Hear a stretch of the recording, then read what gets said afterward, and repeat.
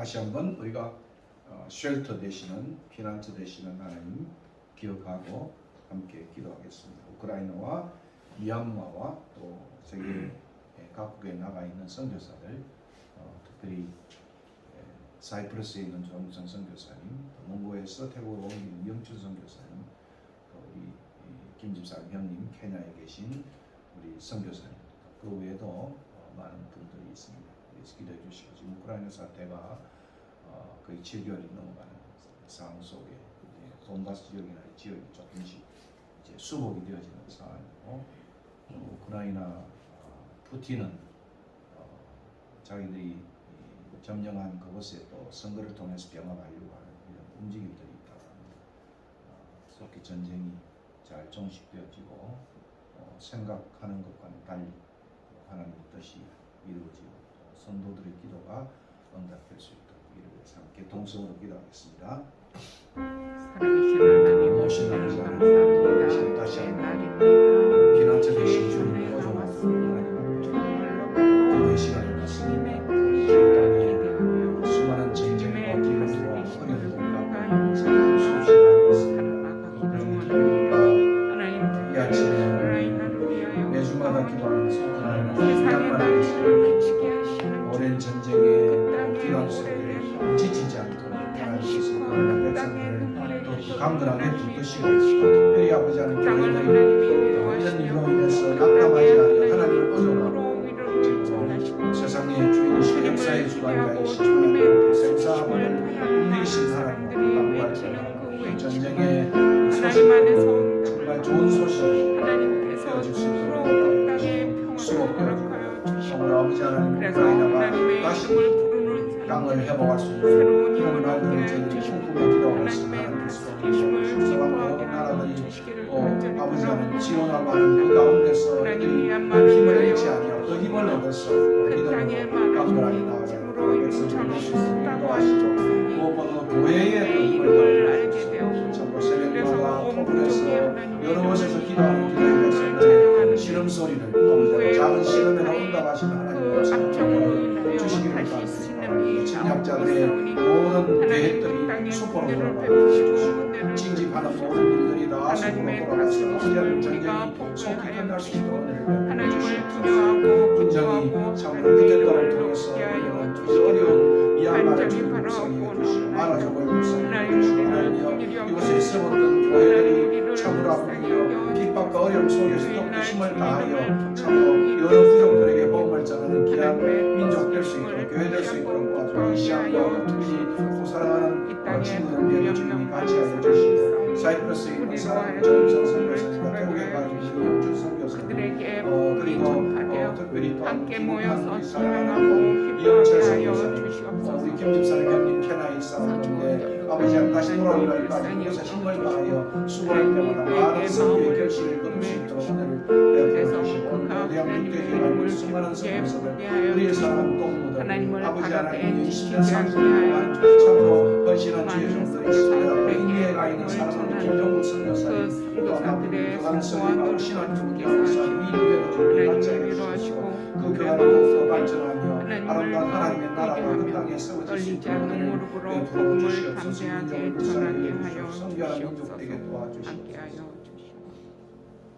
다시 한번 기도할 때 우리가 우리의 권속들을 위해서 기도합니다. 특별히 우리 신덕진 목사님 병원에 또 입원한 상태로 넋골이 부러져서 또 고통을 당한다. 속히 회복되게 하시고 그 가정에도 또 큰아들이 또 마음이 많이 돌아서서 주님 앞에 겸비해지는 시간을 가졌다 합니다. 이를 위해서 기도해 주시고 차중구 장로님 기도하시고 또 특별히 오희란 장로님 코비에 또 폐가 또 거의 뭐 어려운 상태는 다시 회복하는 상황이 있는데 이를 위해 기도해 주시고 우리 김 집사님 무릎과 우리 사랑하는 우리 반주자님의 또 기도의 제목 눈과 약을 복용하는 그 모든 문제 또 위에도 기도해 주시고 우리 쌤이 이제 온 지 몇 달이 되었는데 그 가정에도 같이 하여 주셔서 잘 적응하고 또 훌륭한 하나님의 사람으로 성숙되는 기회 될 수 있도록 우리 hen나를 위해서 기도해 주시고 또 미국에 있는 우리의 모든 친구들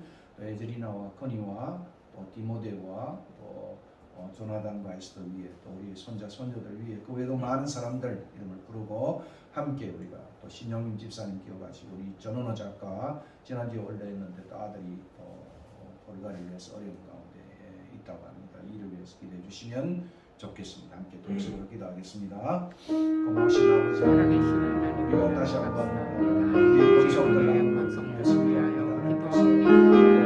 환자를 위해서 참으로 저를 보내서 하는 병낫기를 위해서 기도하고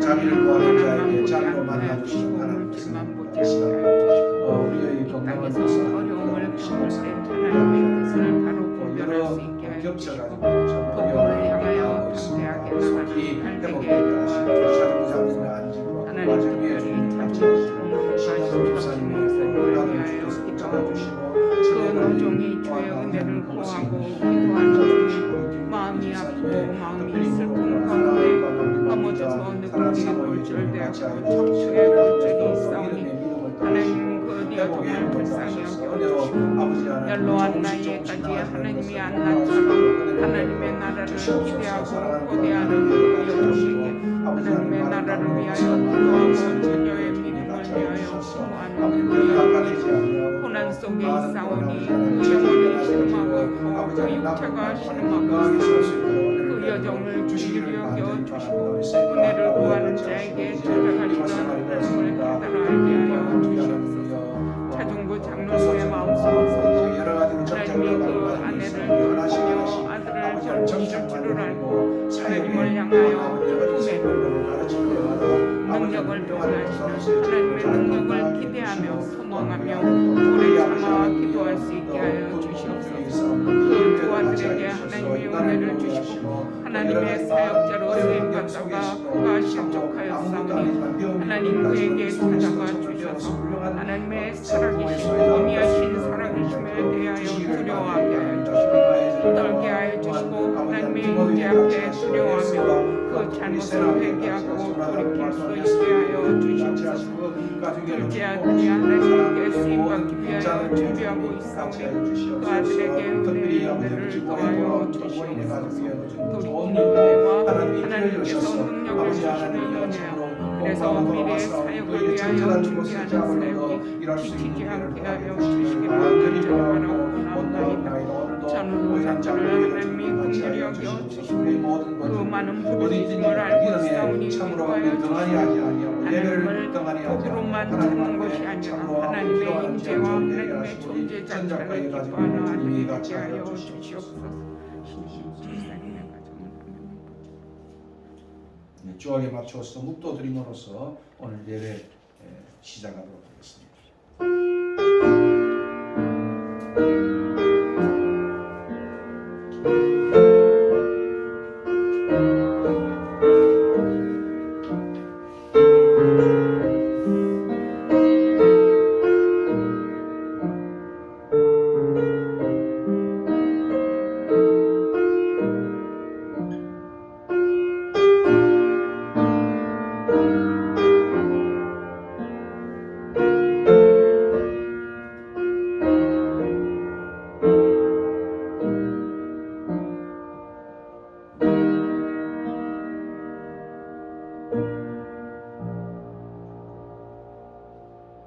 심령이 가난한 자는 복이 있나니 천국이 그들의 것이며 애통하는 자는 복이 있나니 그들이 위로를 받을 것이며 온유한 자는 복이 있나니 그들이 땅을 기업으로 받을 것이며 의에 줄이고 목마른 자는 복이 있나니 그들이 배부를 것이며 긍휼히 여기는 자는 복이 있나니 그들이 긍휼히 여김을 받을 것이며 마음이 청결한 자는 복이 있나니 그들이 하나님을 볼 것이요 화평하게 하는 자는 복이 있나니 그들이 하나님의 아들이라 일컬음을 받을 것이며 의를 위하여 핍박을 받는 자는 복이 있나니 천국이 그들의 것이며 나로 말미암아 너희를 욕하고 박해하고 거짓으로 너희를 거슬려 모든 악한 말을 할 때에는 너희에게 복이 있나니 기뻐하고 즐거워하라 하늘에서 너희의 상이 큽니다. 너희 전에 있는 선지자들도 이같이 박해하였느니라. 아멘. 오늘도 심령이 가난한 마음으로 애통하는 마음으로 온유한 마음으로 무엇보다 의에 줄이고 목마른 마음으로 주님 앞에 나왔습니다. 우리의 심령을 받아 주시옵소서. 일주일 동안도 우리가 참 하나님의 뜻을 따라 하나님 마음을 품고 생활해야 되겠지만 환경적인 요인으로 또 우리의 부족한 의지와 또 우리의 인격적인 결함을 통하여 또 죄짓고 범죄하고 좀 안달했던 우리의 모든 것들 이 시간 다시 한번 하나님 앞에 내려놓습니다. 우리를 불쌍히 여겨주시고 받아 주시옵소서. 오늘도 은혜로 충만한 하루가 될 수 있도록 이 시간도 성령 하나님이 오셔서 우리 가운데 자정하시고 우리의 마음속에 비어있는 마음속에 은혜로 채워주시고 기도로 채워주시고 말씀으로 채워주시고 온유한 마음으로 채워주셔서 하나님의 온전한 백성으로 설 수 있는 참으로 예배될 수 있도록 이 시간도 붙잡아 주시옵소서. 오늘도 온 무리에 가 있는 우리의 선교사들 주님 지켜 주시옵소서. 그들이 어디 있든지 간에 하나님을 영화롭게 하는 백성 되게 해 주시기를 간절히 바랍니다. 우리가 참으로 마음을 올려드린 것처럼 온 마음과 뜻과 정성을 다하여 하나님 드리는 예배 상달되는 예배가 되게 해 주시옵소서. 오늘도 진리와 성령 안에서 드려지는 예배 될 수 있도록 이 정도 말씀으로 주님께서 붙잡아 주시고 인도하시고 영광을 받아 주시옵소서. 이참한 우리의 모든 권속들 어디 있든지 간에 생활에 바쁜 것보다도 하나님 일에 하나님 생각에 참으로 기울어진 마음을 갖고 있는 종들 될 수 있도록 붙잡아 주시옵소서.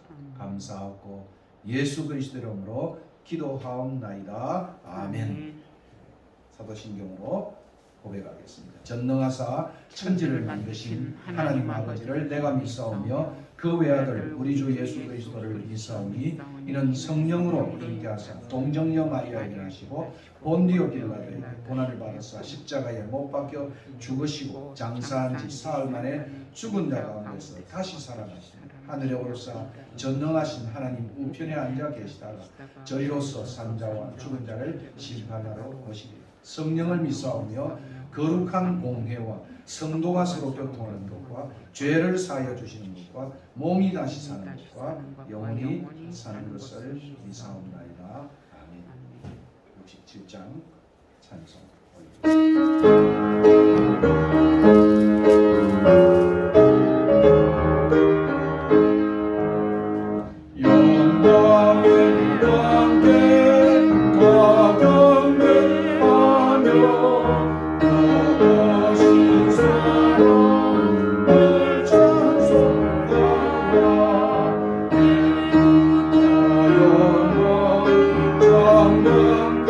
신이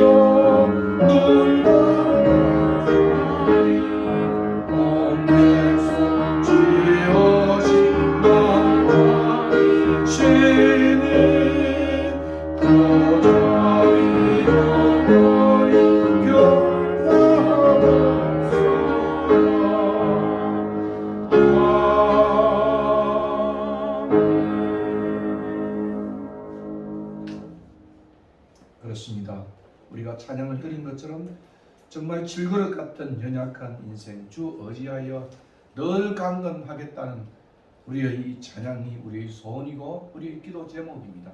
오늘도 우리의 영혼을 주님 받아 주시옵소서.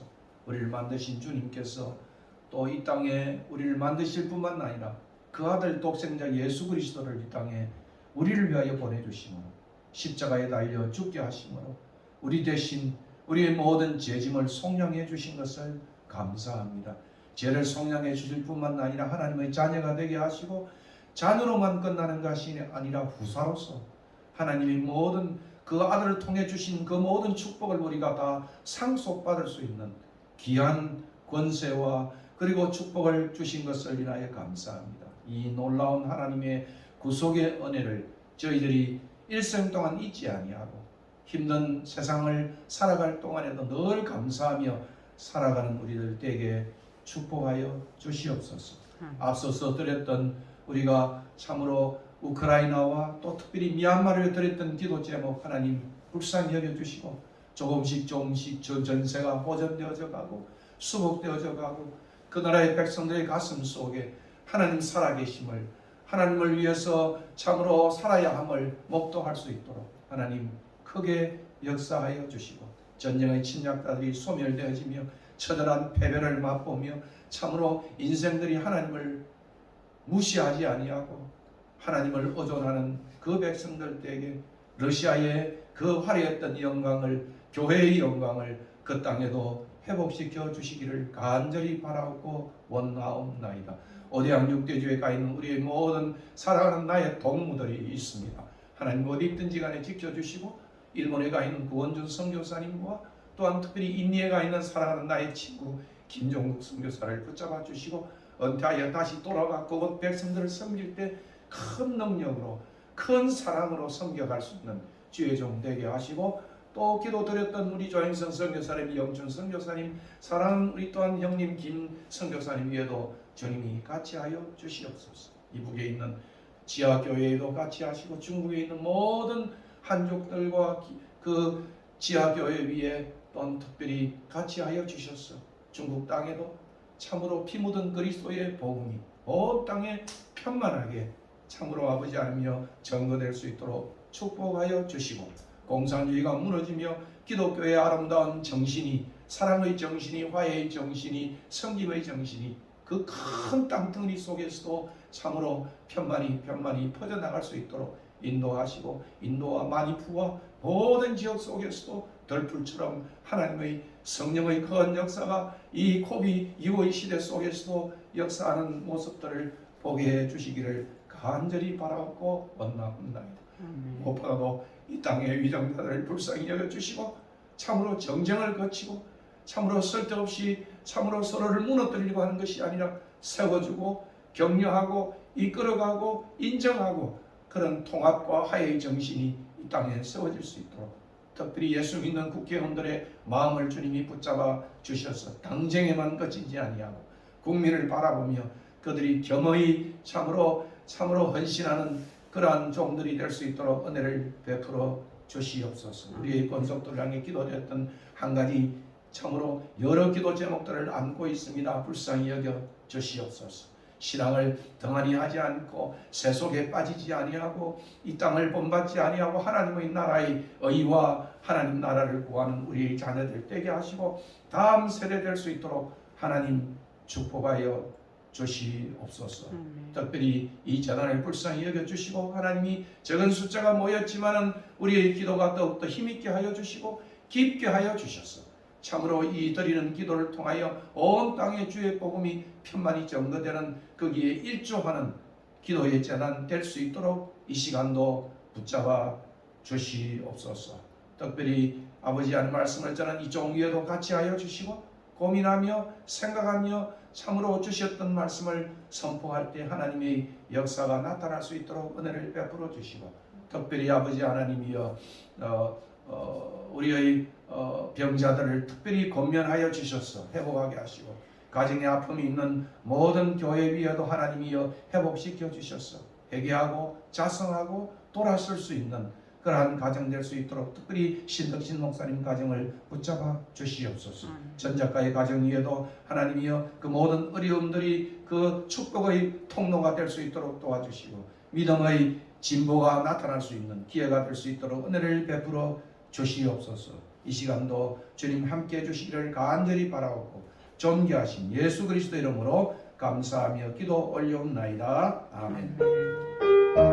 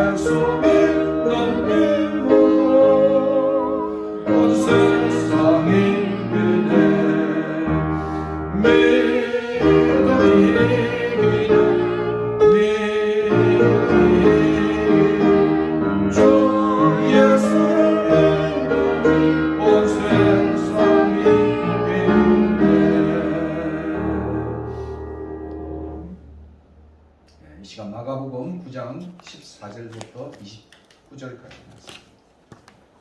마가복음 9장 14절부터 29절까지 말씀. 찾으신 줄 알고 교독하시겠습니다. 이에 그들이 제자들에게 와서 보니 큰 무리가 그들을 둘러싸고 서기관들이 그들과 더불어 변론하고 있더라. 온 무리가 곧 예수를 보고 매우 놀라며 달려와 문안하거늘 예수께서 물으시되 너희가 무엇을 그들과 변론하느냐? 무리 중에 하나가 대답하되 선생님 말 못하게 귀신 들린 내 아들을 선생님께 데려왔나이다. 귀신이 어디서든지 그를 잡으면 거꾸러져 거품을 흘리며 이를 갈며 그리고 화려해지느니라. 내가 선생님의 제자들에게 내쫓아 달라 하였으나 그들이 능히 하지 못하더이다. 대답하여 이르시되 믿음이 없는 세대여 내가 얼마나 너희와 함께 있으며 얼마나 너희에게 참으리요. 그를 내게로 데려오라 하시매 이에 데리고 오니 귀신이 예수를 보고 곧 그 아이로 심히 격려를 일으키게 하는지라 그가 땅에 엎드려져 구르며 거품을 흘리더라. 예수께서 그 아버지에게 물으시되 언제부터 이렇게 되었느냐 하시니 이르되 어릴 때부터니이다. 귀신이 그를 죽이려고 불과 물에 자주 던졌나이다. 그러나 무엇을 하실 수 있거든 우리를 불쌍히 여기서 도와주옵소서. 예수께서 이르시되 할 수 있거든이 무슨 말이냐 믿는 자에게는 능히 하지 못할 일이 없느니라 하시니 곧 그 아이의 아버지가 소리를 질러 이르되 내가 믿나이다. 나의 믿음 없는 것을 도와주소서 하더라.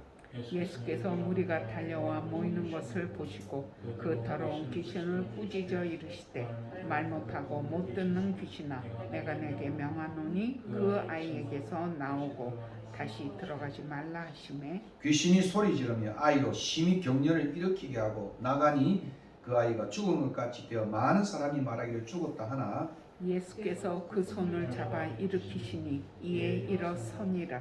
집에 들어가심에 제 아들이 조용히 묻자오되 우리는 어찌하여 능히 그 귀신을 쫓아내지 못하였나이까. 함께 읽겠습니다. 이르시되 기도 외에 다른 것으로는 이런 종류가 나갈 수 없느니라 하시니라. 조그만 제 후배 목사님, 제자 목사님이죠. 나이 적어도 좀 많으신 분이에요. 저에게 그 네팔에 신학교가 하나 있답니다. 신학교가 있는데 지금 한 학년에 한 15명, 뭐 20명, 한 45명에서 한 50명 정도 되는데 그 학교를 좀 맡아달라 이렇게 부탁을 했어요. 제가 네팔로 가는 건 아니고 그래서 그 신학교에 자기들 말로는 총장 뭐 이렇게 이야기하는데 아마 그 관리를 좀 해달라 그런 이야기 같아요. 그래서 제가 기도하고 있는 중에 있습니다. 제가 긍정적으로 생각해 보겠다 이렇게 말씀을 드렸습니다. 그래서 네팔에 아마 한두 번 이제 가서 강의를 하고 거기 필요한 우리 교수님들, 박 교수도 은퇴하고 도와줄 수 있는 제안해도 그렇고 그래서 네팔에 가서 또는 줌으로 강의를 해요. 지금 7회 졸업생을 했답니다. 좀 조직화시켜서 하겠다. 아무래도 저희들 모임이 미셔널 처치지 않습니까?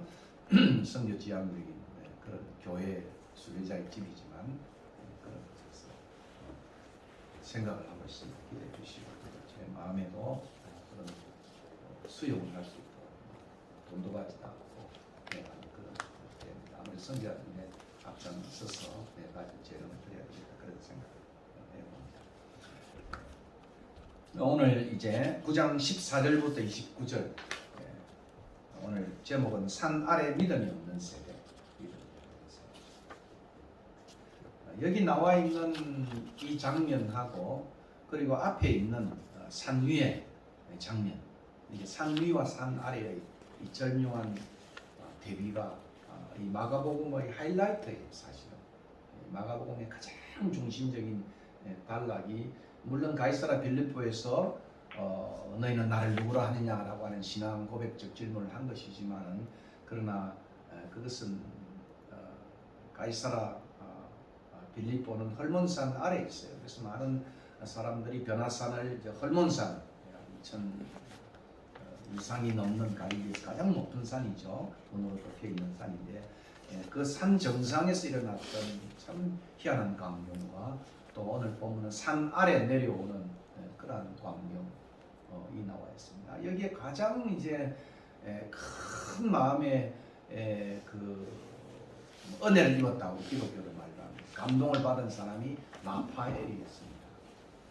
라파엘의 이 마지막 유작이라고 말할 수 있겠어요. 여러분 바티칸 그 회화관이라고 하는 바티칸 지난번에 제 아내하고도 들었습니다만은 그 바티칸 회화관에 가면 거기에 가장 중심에 이제 두 그림이 있고 그 앞에 이 트랜스피규레이션 예수님의 변모라고 하는 그러한 그림이 나와 있습니다. 그의 라파엘의 작품 중에 가장 걸작 중에 걸작이라고 하는 그 작품이 바로 산 위와 산 아래를 그려낸 절묘한 대조를 보게 됩니다.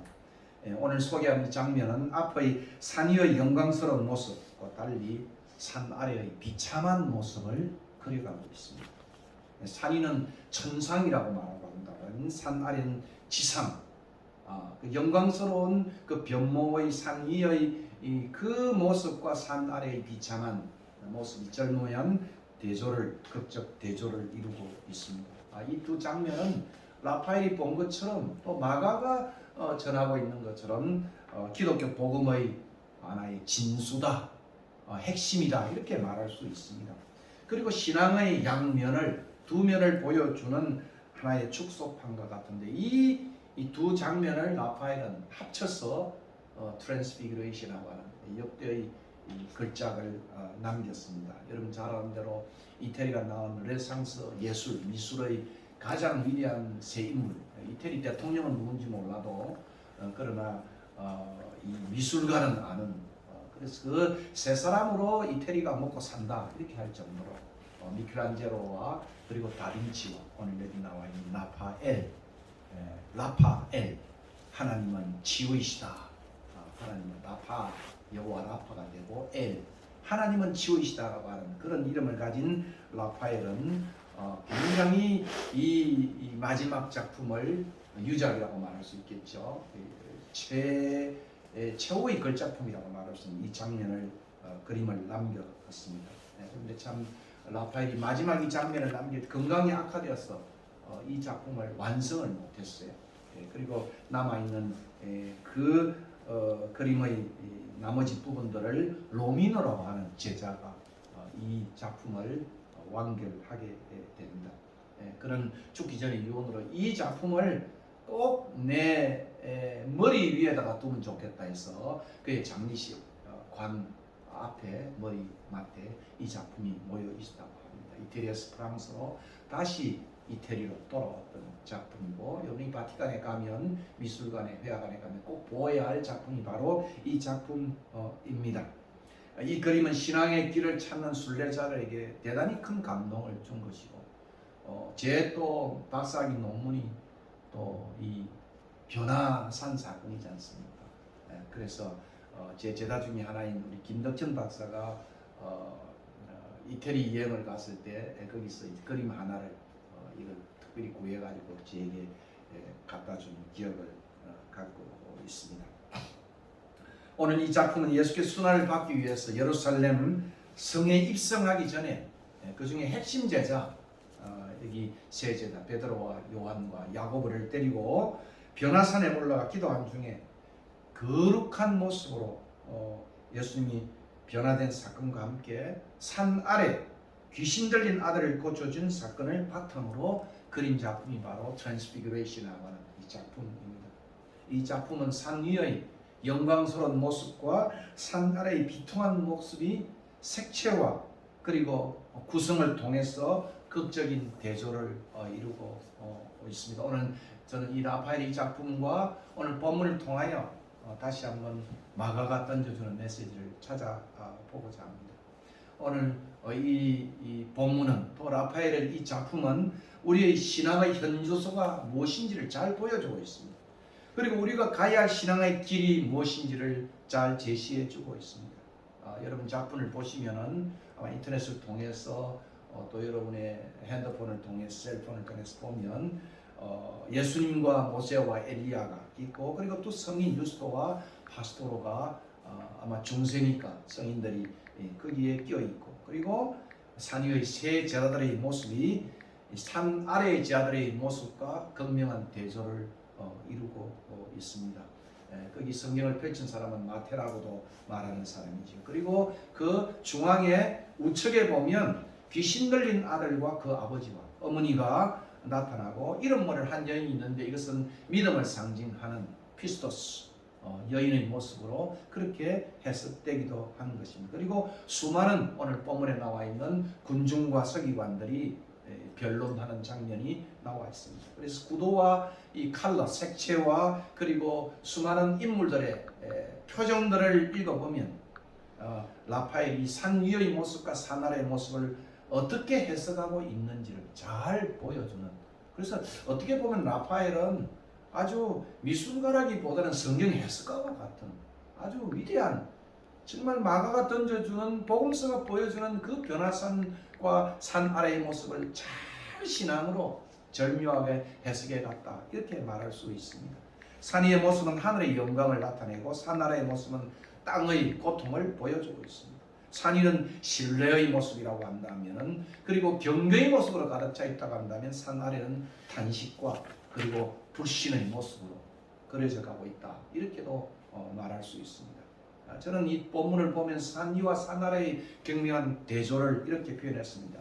영광스럽게 변형된, 트랜스피규어된 하나님의 외아들이 산 위에 있다고 한다면, 산 아래는 비참하게 손상된, 디스피규어된 한 외아들을 우리는 만나게 됩니다. 산 위에서는 하늘의 사람들인 엘리야와 모세가 출현한다고 한다면, 산 아래에는 더러운 귀신, 악한 영의 출현을 우리는 보게 됩니다. 산 위에는 영광스러운 광경을 체험한 제자들이 거기 있다고 한다면, 산 아래는 처절한 실패를 경험한 제자들을 만나게 됩니다. 산 위에는 하나님 아버지의 자랑과 기쁨과 확정이 나타난다고 한다면, 그러나 산 아래에는 그 아들로 인한 아버지의 슬픔과 탄식과 의심이 대조를 이루고 있습니다. 산 위에는 하나님과 하늘의 사람들과의 아름다운 대화가 있었다고 한다면, 산 아래에는 서기관들과 제자들이 당혹스러운 구설수와 논쟁이 나타나고 있습니다. 그렇습니다. 영광의 보좌를 버리시고 이 땅에 오신 주님께서 지금 산을 내려오고 있습니다. 변화산에서 영광스러운 모습을 드러내시고 하나님 아버지로부터 사랑받는 아들이라고 하는, 그것을 확정을 받으신 후에 예수님은 세 핵심 제자들을 데리고 산 아래로 내려오셨습니다. 예수님이 없는 산 아래의 모습은 산 위의 모습과는 그림에서 보는 대로, 오늘 또 본문에서 보는 대로 정말 판이하게 달랐습니다. 마치 하나님 없는 이 세상의 모습과 같았다, 이렇게 말할 수 있습니다. 그래서 예수님은 산 아래의 세대를 가리켜 불신의 세대, 믿음이 없는 세대라고 19절에 진단을 하고 있습니다. 그리고 마태복음과 누가복음을 읽어보면 믿음이 없는 패역한 세대다, 이렇게도 말씀하고 있습니다. 다시 말하면 산 아래는 사탄이 지배하는 세상이고 하나님을 대적하는 세대며 불신과 회의로 가득한 세상의 모습을 보여주고 있습니다. 마치 여러분이 출애굽기를 읽어보면 모세가 시내산에 올라가서 그 영광스러운 하나님을 대면하고 십계명을 가지고 내려왔을 때 산 아래 아론을 포함한 이스라엘 백성들이 오늘 이 장면처럼 의심과 불신, 배교와 방종, 방탕과 우상숭배의 모습으로 가득 찬 그러한 출애굽기 32장의 모습을 보여주는 듯한 그러한 착각을 일으키게 합니다. 사실 예수님의 19절의 이 단식은 산 아래 남아있는 그 세대만에 대한 단식이라기보다는 오히려 그가 성천하시고 후에 도래할 그 불신의 세대, 패역한 세대를 암시하고 있습니다. 19절에 영어 성경은 오 믿음이 없는 세대여 내가 얼마나 너희와 함께 있으며 얼마나 너희를 참으리요, 이렇게 예수님은 한탄하고 있습니다. 여러분이 에베소서 2장 2절의 바울의 말을 빌리면 마치 공중 권세 잡은 자들이 지배하는 세상 가운데 살고 있는 모습과 같은 것입니다. 이 땅에 남겨진 우리들의 세대는 오늘 본문에서 보는 것처럼 더러운 귀신에 의해서 철저히 손상을 당해 발감하며 소리 지르며 거품을 내고 이를 가하며 파리해져가는 비참한 외아들의 모습처럼 오늘 우리 세대는 그런 모습과 같다, 이렇게 진단할 수도 있는 것입니다. 마치 파리해져 가는 귀신 들린 아들의 모습과 같아. 이것이 오늘 세상에 있는 우리들의 모습이다, 이렇게 생각을 합니다. 지금 세상은 마치 예수님께서 산으로 떠나신 후에 산 아래 남아있는 제자들이 귀신 들린 한 소년을 대면한 것처럼 악한 영들과 우리는 대면하고 살고 있습니다. 그래서 이 모습을 바울은 에베소서 6장 12절에서 우리의 실험은 혈과 육에 대한 것이 아니요 정사와 권세와 이 어두움의 세상 주관자들과 하늘에 있는 악한 영들을 대함이다, 이렇게 바울은 언급하고 있습니다. 계시록에도 이런 모습을 잘 언급해서 영적 전투를 묘사하면서 오늘의 교회가 세상 풍속을 지배하고 있는 공중 권세 잡은 자들과의 영적 전투에 교회가 임해야 된다, 이렇게 계시록은 권면하고 있습니다. 여러분, 교회 내도 이세벨과 발람과 니골라 당의 싸움이 있다고 사도 요한은 그렇게 말하고 있습니다. 이제 우리의 싸움은 안과 박이 구별이 되지 없는 피아가 식별되는 그런 싸움입니다.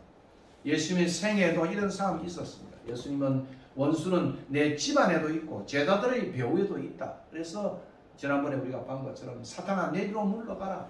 그렇게 베드로를 꾸짖던 모습을 우리는 잘 알고 있습니다.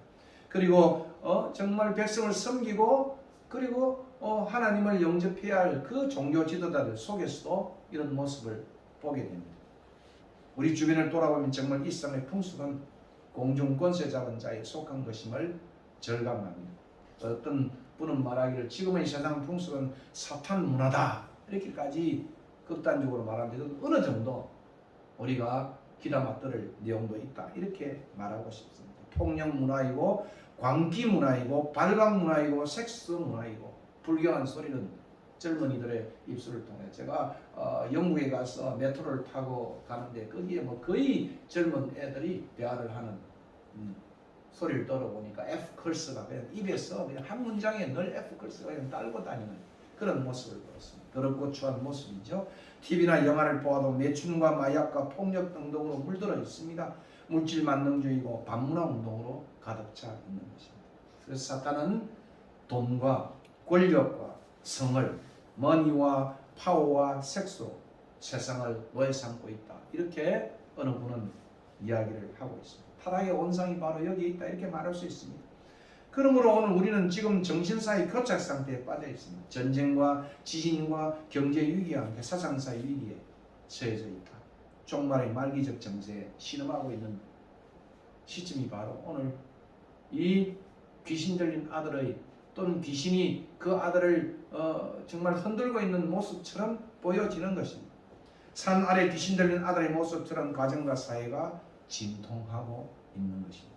이런 모습, 신음과 탄식 가운데 세상은 교회를 향하여 마치 그 아버지가 제자들을 향하여 구원을 요청하고 있는 모습과 같은 것입니다. 귀신 들린 아들을 가진 아버지의 광고처럼 교회를 향해 믿는 자를 향해 구원의 손짓 Help me, heal me 또는 Help us, heal us 이렇게 소리를 질러대고 있지만은 교회는 논쟁만 하고 있는 구설수에만 빠져 있는 가십에만 있는 그런 모습으로 본문을 우리는 보게 됩니다. 어쩌면 지금 세상의 따가운 비평의 소리도 여전히 이것은 그들이 우리에 대한 구원과 기대와 외침과 같아 이렇게 생각을 하는 것입니다. 마치 아들의 고통과 탄식을 보고 제자들을 향하여 치유의 손길을 요청한 아버지처럼 세상은 어쩌면 오늘 우리 교회를 향해 구원의 손짓을 하고 있지만은 우리는 교회는 제자들처럼 무능력에 빠져 있는 모습과 같은 것입니다. 오늘 본문의 제자들처럼 우리는 왜 못했느냐 라고 그들이 한탄하는 모습처럼 교회는 무등 속에 빠져 비판의 대상, 구설수와 논쟁의 대상이 되어가고 있습니다. 본문의 제자들처럼 교회는 제법 종교적인 여러 가지 방편을 마련해보고 우리는 어떤 방법을 해야 되겠습니까? 라고 주님이 물었던 걸 보면 제법 귀신을 쫓아내기 위해서 여러 행위들을 한 것 같습니다.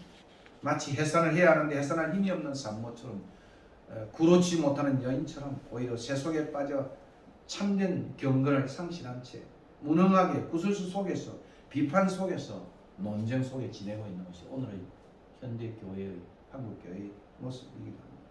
첨단의 신학이 성행하여도 언어적인 유의는 있어도 종교적인 활동이 많아도 우리의 교회는 오늘 17절 18절을 보면 특별히 18절의 모습처럼 무능력에 사로잡혀 있습니다.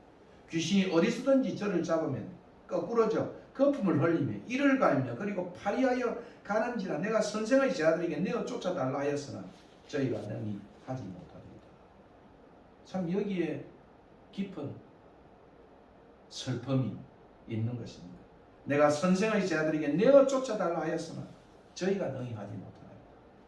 여러분 금쪽 같은 내 새끼라는 프로를 보면 얼마나 많은 사람들이 자녀 문제로 또는 부부관계로 참 고전하고 괴로워하는 것을 보아요. 마치 우리 원영 선생은 어디 주수사 같기도 하고 영빨 같기도 하고 참 그런 모습으로 그 사람들을 고쳐주면서 정말 그러한 내용들을 우리가 보기도 하는 것입니다. 세속에 빠져있는 교회 복음의 참된 능력과 의와 사랑과 용서의 경건한 능력이 아니라 물질의 힘, 세속의 힘으로 교회는 시위를 해도 사탄은 두려워하지 않고 오히려 비웃고 있는 것입니다.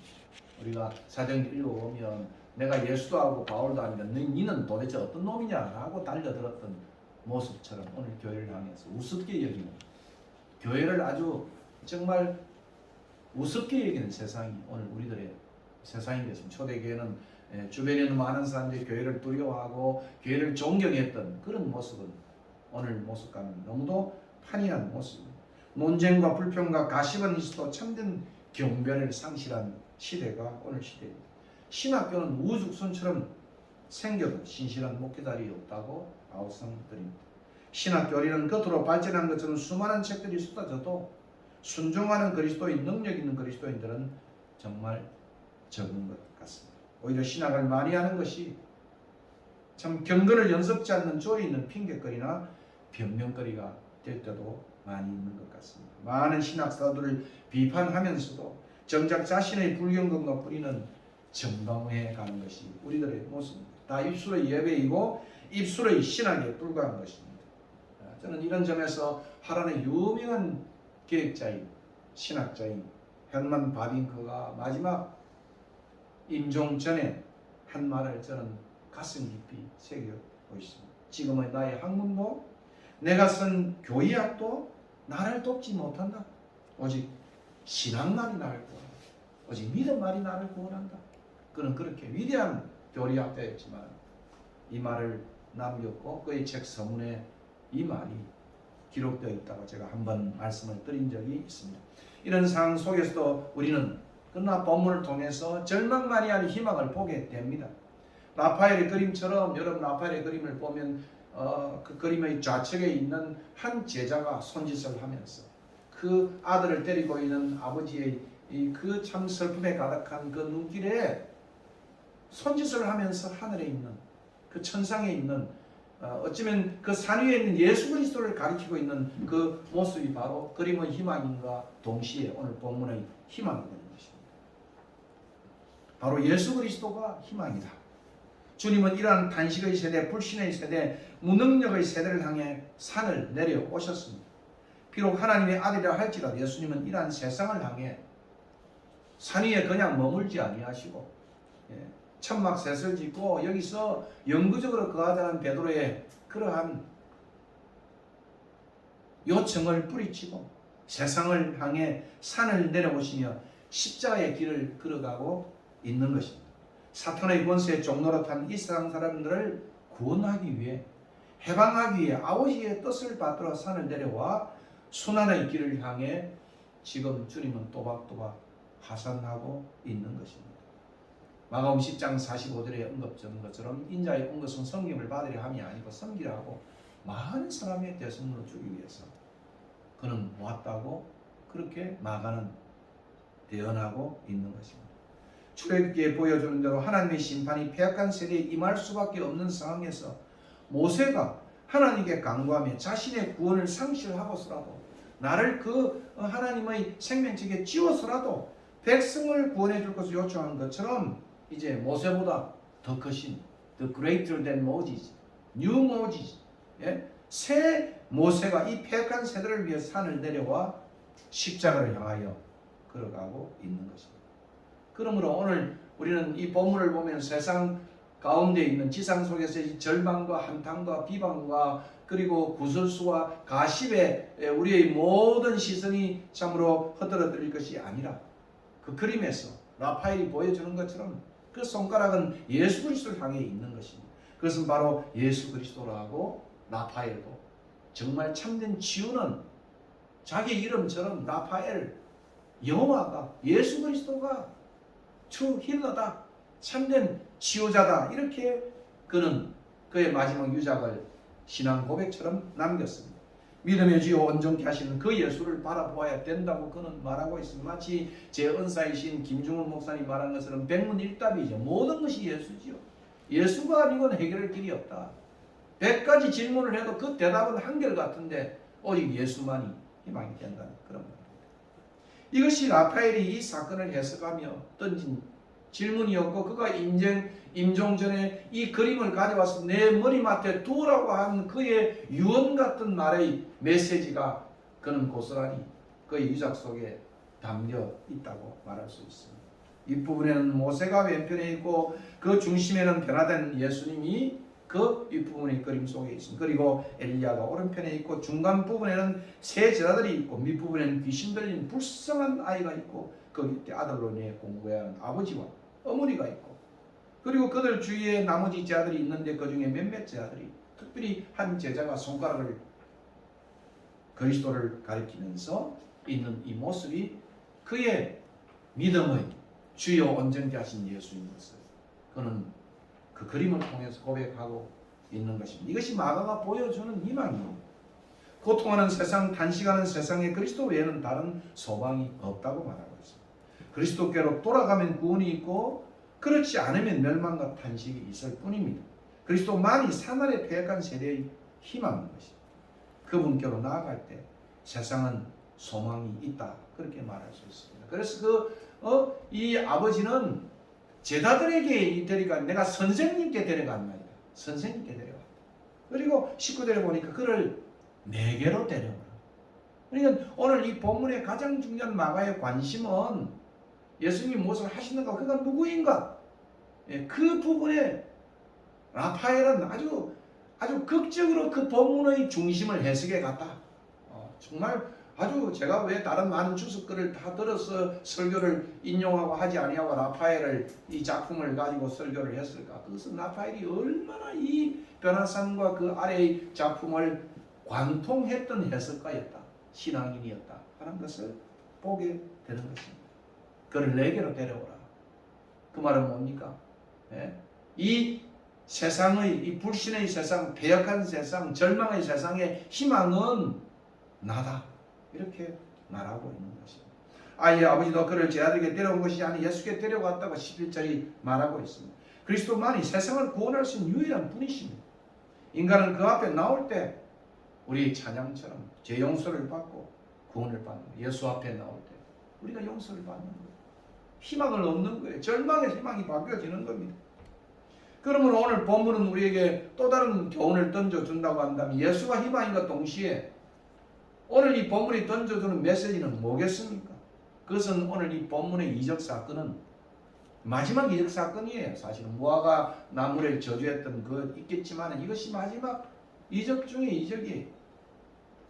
그런데 오늘 여러분이 이 병행구절인 마태와 누가복음을 이 산 아래 이 기사를 읽어보면 아주 특이한 점을 발견하게 되는데 그것은 바로 제자도의 교훈이 담겨있는 기사라. 제자도에 우리는 어찌하여 이 일을 할 수 없었습니까? 물을 때 예수님께서는 기도회는 다른 것 같다. 기도회는 다른 제자들의 신앙교육을 위해서 마가는 기술하고 있다. 이런 표현입니다. 이것은 우리에게 동일한 교훈으로 찾아오는 것입니다. 산 아래의 패역한 세대 가운데서 우리는 어떤 모습과 행동을 지어야 할 것인가? 본문은 우리에게 두 가지로 권면하고 있습니다. 하나는 아버지와의 대화가 길게 나오지 않아요? 아버지와의 대화가. 오늘 이 본문에 주님이 어떻게 고치셨는가라고 하는 그런 모습을 마가는 부각하지 아니하고 오히려 아버지와의 대화를 깊게 길게 논술하고 있습니다. 특별히 21절과 24절에는 그 속에서 강조된 것은 믿음의 중요성이 강조되고 있습니다. 그리고 또 다른 하나는 제자들과의 대화를 기술하고 있어요. 다른 복음서와는 달리 28절까지 그 속에는 기도의 필요성입니다. 하나는 믿음의 중요성과 기도의 필요성이 오늘 본문이 우리에게 던져주는 그러한 이 세상에 살아가는 교훈이다 이렇게 말할 수 있습니다. 24절에 보니까 우리의 믿음 없음을 도와주소서. 우리의 믿음 없음을 도와주소서. 우리가 주님의 능력 있는 제자로 삶을 살기 위해서는 오늘 본문의 아버지의 이 고백이 우리의 고백이 되어야 되는 것입니다. 이 아버지의 고백은 제자들의 고백이 되어야 되고 어쩌면 이 본문을 읽은 모든 신앙인의 고백으로 나타나야 한다는 것입니다. 여러분이 마감을 읽어보면 이미 마가복음에는 제자들은 이미 귀신 쫓아내는 권세를 부여받았습니다. 여러분 예수님께서 그들을 부르셔서 산에서 그들을 부르시고 함께 있게 하시고 또 귀신을 쫓아내는 권세를 주셨다. 이렇게 마가복음 3장 15절을 표현하고 있습니다. 그리고 6장 11절과 13절에는 과거에 귀신을 쫓아낸 경험도 있었습니다. 그러나 신앙의 능력이라는 것은 예수님께서 그냥 우리에게 그냥 무슨 아이언 맨처럼 갑옷을 입고 그 안에 토르처럼 뭘 주는 것으로 모든 것이 되는 게 아니에요. 과거에 또 했다고 그냥 자동적으로 되는 것은 아닙니다. 신앙의 능력은 자동적으로 되어지는 것은 아닙니다. 자만과 안일은 능력 있는 삶의 최대의 원수다, 이렇게 말할 수 있습니다. 가난하고 애통한 마음, 예주리고 사모하는 마음을 달라고 우리는 주님께 매달려 통곡해야 할 때가 이때인 것입니다. 과거에 열심히 성공했어도 지금 깨어있지 아니하고 지금 믿음으로 살지 아니하면 그 능력은 고스란히 무능력으로 나타난다, 이렇게 말할 수 있는 것입니다. 그래서 많은 신앙인들 보면 제 성도들 만나면은 옛날 이야기, 과거에 어떻게 했냐? 화석 같은 신앙이죠. 공룡 같은 신앙이죠. 지금 내가 어떻게 살아있는 것인가? 본문은 그것을 강조하고 있습니다. 하나님의 능력과 은혜는 어떻게 임합니까? 낮은 자리에 임하는 것입니다. 하나님은 겸손한 자에게 은혜를 주시며 자만과 안일의 잠에 빠져 실패의 길을 걸었던 베드로의 이 고백은 우리가 나중에 우리가 겟세마네에서 보는 것처럼 우리가 들어야 할 내용인 것입니다. 베드로전서 5장 5절에도 하나님은 겸손한 자에게 은혜를 주시느니라. 이 말씀이 베드로의 고백이 베드로 전서에 나와 있는 거예요. 그러니까 얼마나 참 베드로의 뼈아픈 그의 실패에 대한 반성이었고 그리고 반추였는가를 보게 되는 것입니다. 지금 이 아이의 아버지는 주님의 책망을 듣고 그 소리를 지르기를 내가 믿나이다, 나의 믿음 없음을 도와주소서. 그가 믿음이 그저 점점 자라잖아요. 주님이 할 수 있으면은 불쌍히 여겨서 나를 도와달라고 했던 것입니다. 할 수 있는 것이 무엇이냐? 할 수 있거든이 무엇이냐? 넘치 못할 것이 없다. 그때 이 아버지는 믿음 없음을 도와달라고. 내가 믿나이다. 이 믿음이 겨다시만한 믿음에서부터 점점 더 주님과 만나 대화를 통해서 교제함을 통해서 그 믿음이 더욱더 가속화되어져 강해져 가는 것을 보게 됩니다. 자기 자신의 연약을 바로 성찰하는 신자, 자기의 모습을 정직하게 노출할 수 있는 신자, 그런 사람이 하나님은 능력을 베푸기를 기뻐하시는 것입니다. 하나님 앞에서 경건의 모양만 내고 소리지르며 사는 우리들이 가면을 벗고 나와서 Have mercy on me, 불쌍히 여겨달라. 하나님의 자비를 구할 때 하나님은 그런 사람을 하나님 능력을 부어주시는 것입니다. 그릇이 비워져야 채워지지 않겠습니까?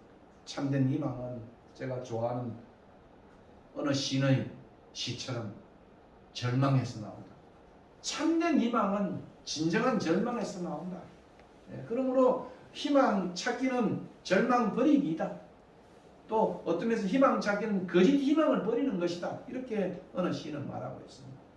자신의 무능과 부실과 부패에 대해 철저히 절망할 줄 아는 자만이 희망의 두레박을 내릴 수 있다고 시인은 그렇게 말하고 있습니다. 그러므로 오늘 가장 중요한 것은 믿음의 중요성입니다. 내 믿음이 뭐를 만든다는 것이 아니라 하나님이 할 수 있다고 하는 그 믿음이죠. 그죠? 하나님이 할 수 있다는 믿음이죠. 내가 믿음의 토로 같은 방망이를 쥐고 있다는 것이 아니라 하나님이 할 수 있다는 그 믿음. 그것이 오늘 본문이 우리에게 던져주는 그런 내용입니다. 나는 할 수 없지만, 나는 연약한, 나는 깨어지지만, 나는 실패하지만 하나님이 할 수 있다는 거예요. 오늘 두 번째는 29절입니다. 기도 외에는 이 일 후에 제 아들이 집에 모여 주님께 종용이 물었습니다. 28절이 우리는 어찌하여 어떤 방법으로 능히 그 귀신을 쫓아내지 못하였나이까? 방법적인 것을 물었겠죠. 그죠? 뭐 침을 뱉는다든가 뭐 이름을 부른다든가 뭐 수많은 그죠? 귀신을 쫓아내는 축제의 방법들이 여러분 아는 것처럼 영화에서 나온 것처럼 있겠지 않겠습니까? 그 당시에는. 그러나 주님은 거기에 대해서 한마디로 기도 외에는 다른 것으로 이런 이유가 나갈 수 없다. 기도의 능력을 표현하고 있는 것입니다. 주님은 제 아들의 능력의 삶의 원동력 기도의 삶이라고 지적하는 것입니다. 달리 말하면 제 아들의 삶의 무능력이 있다면 기도하지 않기 때문입니다. 마가복음 14장 31과 42절의 겟세마네의 기사가 이 점을 보여주고 있습니다. 제 아들의 영적 삶에서 실패와 성공의 차이를 만드는 것이 있다면 그것은 기도라고 말하고 있습니다. 저는 이 본문을 공부하면 참 많은 생각을 했어요. 제 자신의 삶을 돌아보면서. 성경은 신자의 무능력한 삶의 이유는 기도하지 않기 때문이라고 말하고 있습니다. 이것이 성경이 가르치는 광맥이 본질이 성경 인물 중 어떤 사람도 하나님이 사용하는 인물 중에서는 기도의 사람이었습니다. 아브라함이 믿음의 조상이 된 것도, 야곱이 이스라엘이 변화된 것도 베델에서, 그리고 야복의 나루터에서부터 그는 기도의 사람으로 바꾸어진 것을 보게 됩니다. 모세도 해막에서 기도하는 사람이었고 다윗도 늘 여호와께 묻자와 가로되 기도하는 사람이었습니다. 예수님은 마가는 특별히 여러분 마가복음 읽어보면 1장 35절과 39절에 그 새벽 미명에 기도하는 것, 그 겟세마네의 마지막 죽음 전에 기도하는 이것이 인크루시오, 소위 숨이 상관을 이루면서 예수님의 구속의 사역을 완성하는 비결로 설명해 주고 있는 것을 봅니다. 흥미로운 것은 산을 내려와 산아래 배교의 현장을 본 후에 사건에 의해 출애굽기 33장이 32장 다음에 나타나는데 모세가 얼마나 기도의 사람인지를 오늘 본문을 통해서 보였습니다. 여러분 누가복음 읽어보면 왜 베라산에 올라갔으면 기도하기 위해 갔다 했잖아요. 근데 산아래 나와 있는 그 9 지사들은 아마 기도보다는 논쟁과 구설수와 많은 방법과 기술들만 있었던 것 같습니다. 산아래 무능하여 다시거리가 된 자들, 그 자들과는 달리 모세는 산 아래에서 해막을 지어서 거기서 기도하는 모세를 만나게 됩니다. 사탄은 교회에 100사람의 종교적 활동을 하는 사람보다 기도하는 한 사람을 더 무서워한다고 이엔 바운저는 그렇게 표현을 했습니다. 오늘날 교회는 사람들을 오가나이즈 하는데 많은 신경을 쓰지만, 그러나 교회는 하나님 앞에서 자신을 에고나이즈, 자신을 통일하고 자복하는 모습을 나타내요. 교회는 부흥은 경영학의 문제가 아니라 영적 문제라고 어느 분은 이야기를 했습니다. 아무리 성경 지식이 늘어나도 기도가 식으면 내 경건이 식고 내 인격의 균열이 생기는 것입니다. 기도가 살아있을 때는 내 신앙의 맥박이 뛰고 세상을 이길, 욕망을 이길, 죄를 이길, 사탄의 이길 힘을 갖게 됩니다. 그러므로 기도는 우리 영성의 바로미터입니다. 본문을 하면서 제가 어떻게 참 기도의 사람을 쓸 것인가 이런 고민을 하게 되었습니다. 기도하지 않는다는 것은 시험에 빠지는 증거라고 역설적으로 말하고 있습니다. 기도는 하나님께서 신장이 주신 가장 큰 축복인과 동시에 신장의 가장 큰 짐 중에 하나인 것입니다. 기도하지 않는 변명은 아무리 신학적으로 그럴듯해도 참된 신앙이 아니라고도 말할 수 있습니다. 성경의 영감성과 정통성을 지키기 위해 싸운다 해도 하나님 믿지 않는 자유주의나 무신론자가 다를 바 없는 실천적 무신론자다. 김종원 목사는 그렇게 말하고 있습니다. 기도 제목이 허다한데도 많은 문제들이 있는데도 어떤 다른 방도가 없는데도 쓸데없는 지푸라기 찾아 돌아다니지 말고 인간적인 방법으로 백방으로 노력하지 말고 하나님께로 나아가 하나님 앞에 기도하는 것을 본문은 촉구하고 있는 것입니다.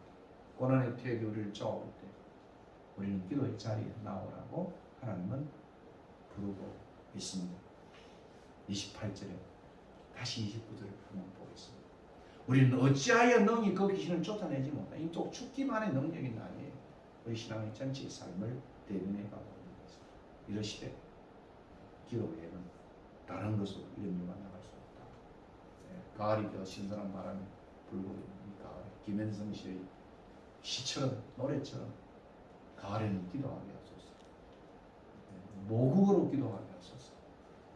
이 말씀 오늘 본문이 우리에게 받아야 할 깊은 성찰의 말씀이라고 생각을 합니다.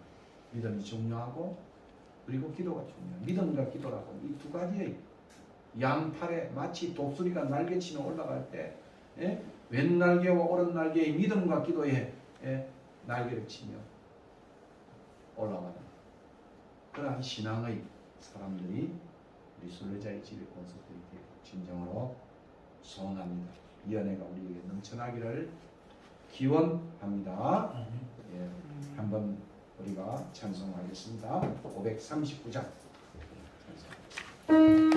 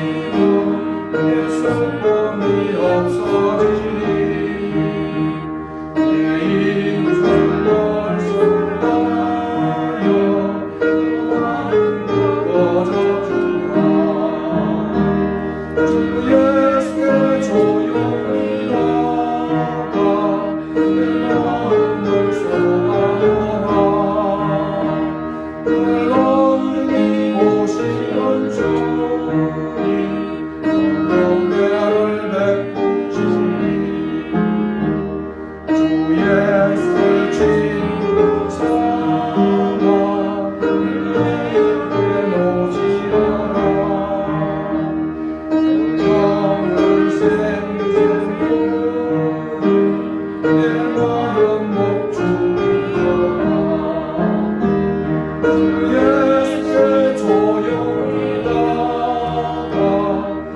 내가 소망과 그런